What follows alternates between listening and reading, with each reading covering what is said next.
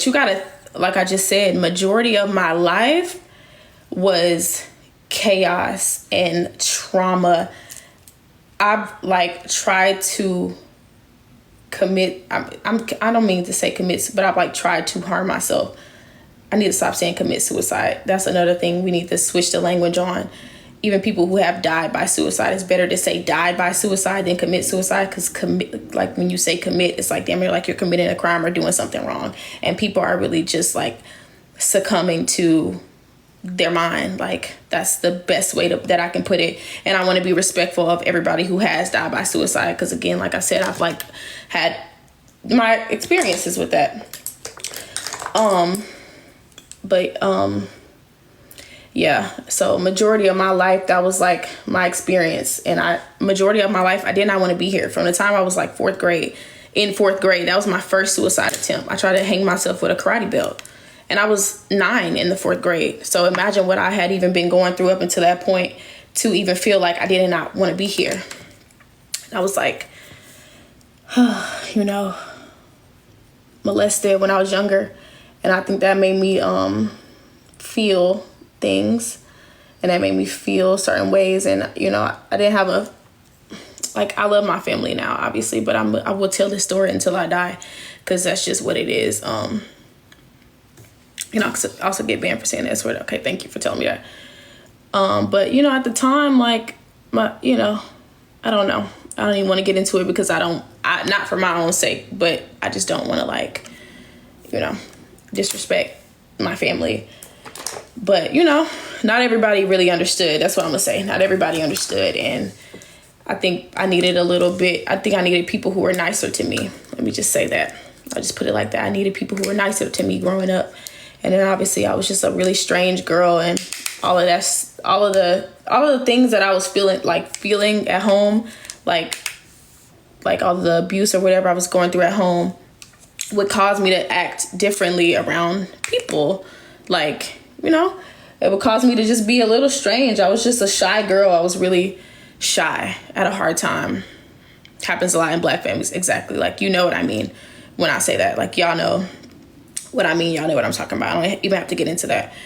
But it just caused me to be really weird in public and really strange. And, I just had a hard time making friends. So it was at home, and then I get to school, and,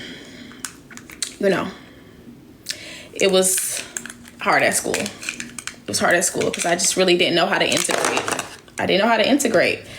And I was going through things, and, there was a lot of times that like CPS was involved in my life. And, obviously my mom had her own things going on. So she was just trying to figure out how to like make do and put things together for us. And, so I didn't always have I wasn't always the cleanest. I wasn't always the freshest, the flyest. And, she did what she could, of course. But sometimes, I don't know, sometimes it's not enough. I don't know how to put it.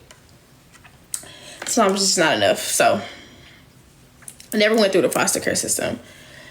How do you forgive your family? I don't know. I'm at a better place in my life, obviously. So now I just feel like, I just want to share these experiences with my family. I'm going through a lot of happy things in my life, and I want them to be around to, I want them to be around to experience stuff, and I want them to be around to see me accomplish things. And, everybody wants their family. So I do forgive them. I think obviously there are more conversations that should be had, but, for the most part, I definitely forgive them, because at the end of the day, I'm not going to say everything was their fault. There's only so much that you can do. Like when people are being bad to you and people are being rude, I'm not going to blame. Obviously I wish maybe they were a little bit more supportive sometimes, or back then, but I forgive them. It's life. It happens. It's not life. It don't happen. It shouldn't happen. Let me say that, because I don't want y'all to think, how did you and your mom rekindle?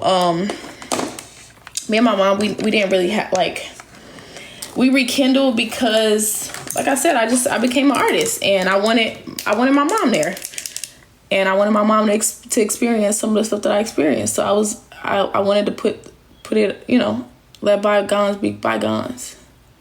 So, and I just wanted to, like I said, share my life, share my experiences. But yeah, same with my dad too. I love my dad too. I did tell my dad, like, when I got older, before I was, mind you, I started this work before I became an artist. But I told my dad when I was like 18, actually, sorry, I was 18.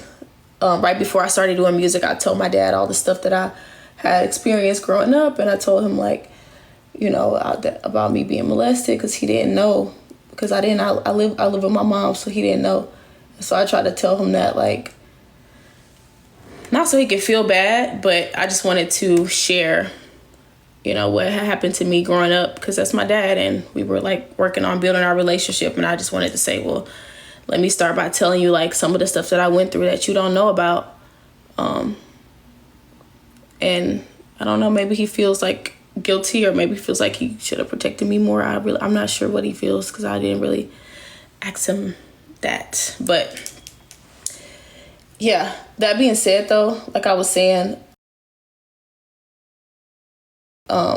that's like what my childhood was like. So when I became an artist, like, I had to, you damn near it was like gonna be one or two things. Like, I was either gonna pretend like that never happened to me so I can lead a regular, like, normal, calm, cool, chill, collected, like, life, or was I just gonna incorporate, because I was still healing in real time. Like, I was still healing in real time. So, but in the midst of me healing, obviously I became an artist because I was putting my pain and stuff like that into music, and people was liking it. So it was just like, damn, I'm becoming an artist. I have to be okay on camera, but I know that I don't feel okay all the time. So it's just like, that's the reason why I wanted to continue to, like, share my story in the midst of me becoming an artist. Because it was just like the elephant. It felt like the elephant in the room for me. It felt like, dang. It felt like the elephant in the room for me. Because I was just like, okay. Me and my mom never really, we didn't just stop talking, like, but obviously we had, like, a rough relationship because I'm, like, the oldest girl. So it was rough for me. Anyway. But yeah.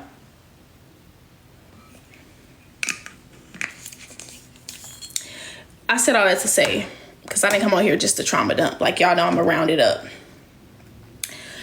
Was that why you had your whole family at your home birth to heal generational curses? Exactly. Thank you.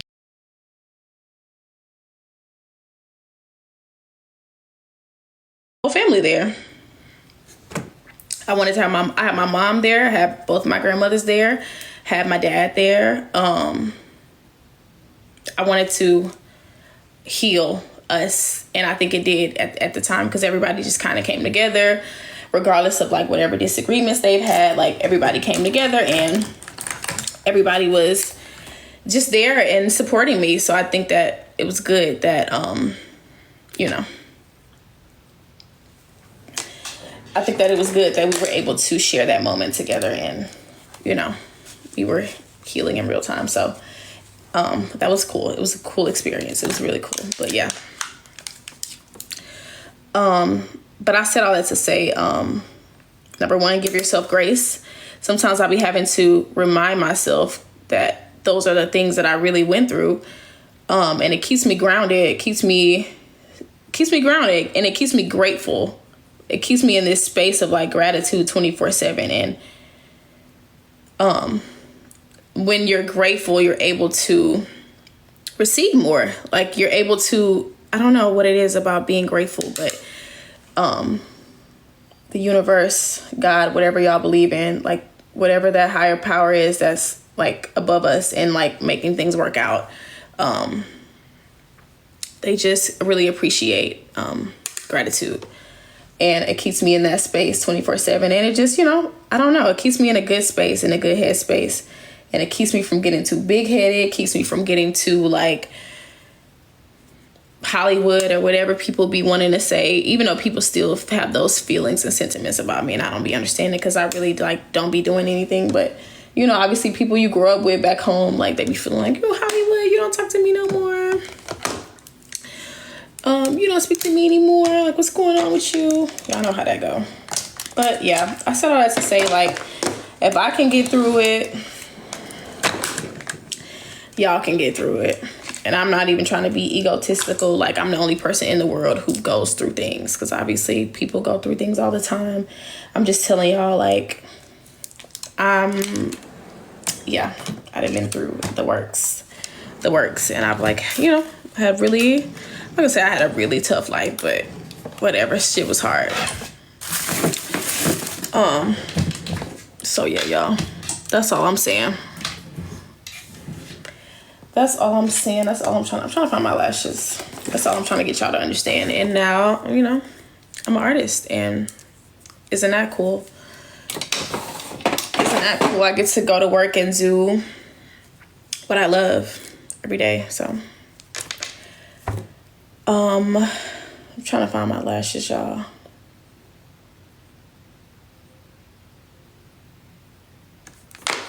Trying to find my lashes, my bad. An artistic outlet, yep, absolutely. I'm going to the studio. Hopefully we got some good gems. Hopefully got some good stuff to talk about. And if not, I'll just, like, make more videos when I come back.